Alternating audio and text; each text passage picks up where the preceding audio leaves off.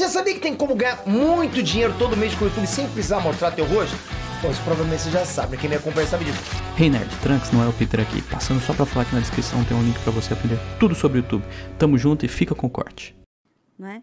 E eu acho que tem uma coisa que tem no meu coração, é que existe o Bruno, meu filho, que é o Bruno, e existe o Monark. Embora né, as duas sejam a mesma pessoa. Sejam a mesma pessoa, o Monark é um personagem. Você acha? Eu acho. Por que você acha que é um personagem? Porque é um personagem no sentido de que nas mídias sociais você não é o Bruno, é o Monark. Existe um... Mas eu sou diferente na mídia social e pessoalmente? É que eu não me sinto mãe do Monark, né? Eu me sinto mãe do Bruno. Não sei se... Mas assim, se olhando o Monark falando, parece outra pessoa falando ou parece eu? Parece o Bruno. Eu acho que você é autêntico nos dois lugares. É profundamente autêntico. Entendi. E às vezes um pouco ingênuo. Ah, isso aí é algo que me dizem diversas vezes muitas pessoas. Talvez você tenha tido a que puxar, né? Porque você é ingênuo também? Eu acho que agora eu sou menos, mas eu fui muito ingênua. Uma vez eu trabalhava antes de ter você, eu trabalhava numa biblioteca pública. Eu já era formada em psicologia pela USP, mas eu não me achava suficientemente capaz de conseguir um emprego como psicóloga. Naquela época não tinha internet, você tinha que fazer o currículo em papel, sair distribuindo. E apareceu uma oportunidade de eu ir trabalhar numa biblioteca. O que você fazia na biblioteca? Eu era auxiliar de biblioteca. Tinha que organizar os livros e tal? Tinha que organizar os livros e atender o público, né? E naquela época tinha a bibliotecária que estava acima de mim e tinha a chefe, né? Que estava acima da bibliotecária. Que estava acima da bibliotecária. E foi uma experiência interessante porque essa chefe, ela ainda não tinha experiência de ser chefe. Entendi. Né? Ela tinha pegado uma chefia pela primeira vez e tudo que a gente fazia, ela dizia assim, mas não era bem isso que eu queria. Aí a gente fazia de outro jeito, mas não era bem isso que eu queria. Mas ela não conseguia falar o que raios ela queria. Ela não conseguia falar o que ela queria. Aí um dia ela fez uma reunião, era uma mesa grande e tinha muito funcionário naquela biblioteca, muito funcionário. Foi na biblioteca de Veleiros, lá na Zona Sul. E ela chamava Maria Rita. Ela chama, né? Deve estar viva. Deve estar viva.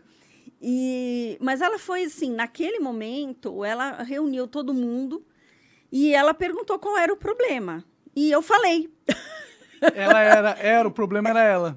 Eu falei que o problema é que ela não sabia o que ela queria, né? E ela ficou muito, muito brava comigo, muito brava. E no serviço público, você não é demitido, você é colocado à disposição. E aí eu fui colocada à disposição, fui para uma outra biblioteca. Antes passei por uma espécie de coordenadora, e aí ela disse para a coordenadora que ela estava me colocando à disposição porque eu não fazia nada, né? O que não era verdade. Mas eu falei, olha, não é verdade, mas também a minha opinião não importava. Só que eu fui colocada numa outra biblioteca. Depois de um tempo eu saí, né, da biblioteca, acho que eu montei meu consultório, fui trabalhar com consultório.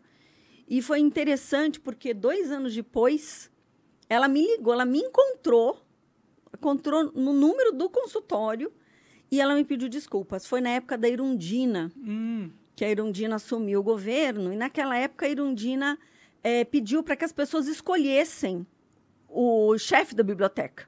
Tipo, ela fez uma democracia dentro da biblioteca. Dentro da biblioteca. E eu não estava mais lá, mas provavelmente ela deve ter perdido o cargo. Imagino. Né?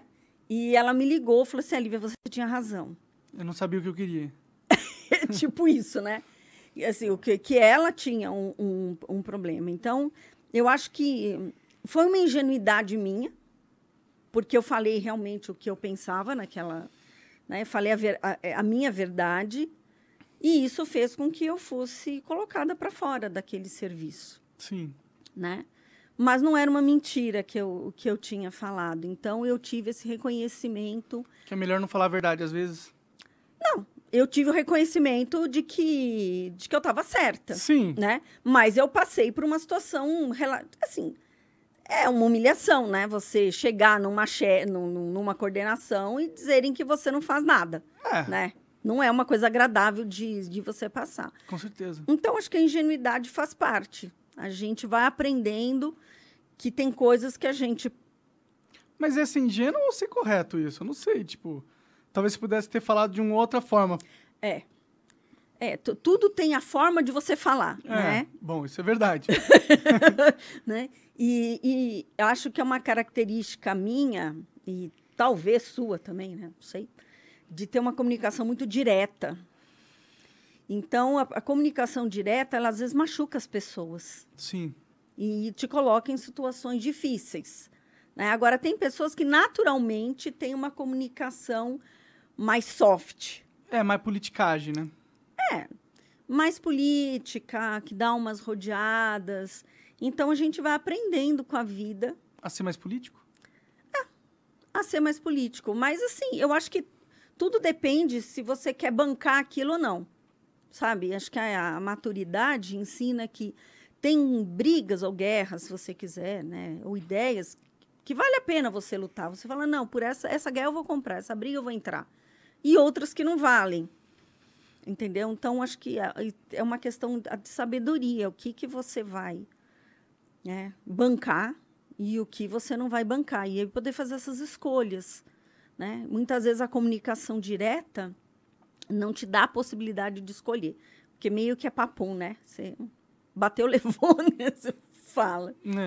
Então, acho que foi um aprendizado que eu tive. E talvez você tenha passado por isso também.